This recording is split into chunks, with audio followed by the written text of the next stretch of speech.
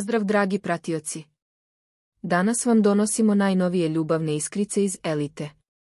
Čini se da se između Nikole Grujića Gruje i Aleksandre Vučenović razvija posebna veza koja sve više privlači pažnju. Proveli su vrijeme zajedno, Gruja se potrudio da Aleksandra ne bude gladna, a njihovo zajedničko uživanje ne može proći nezapaženo. Da li je ovo samo prijateljstvo ili početak nečeg dubljeg? Nastavite da pratite kako se ova priča razvija. Aleksandra Vučenović i Nikola Grujić Gruja sve su bliži jedno drugome u Eliti. Njihovo druženje ne jenjava, a njih dvoje očigledno uživaju u zajedničkom društvu.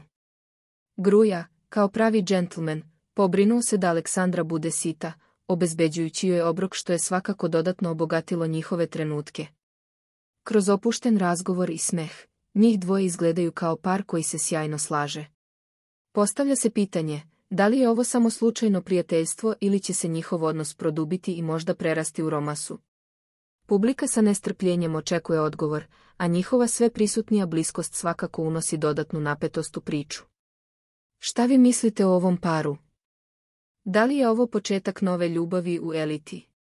Podelite svoje mišljenje u komentarima, lajkujte video i zapratite nas za još uzbudljivih novosti.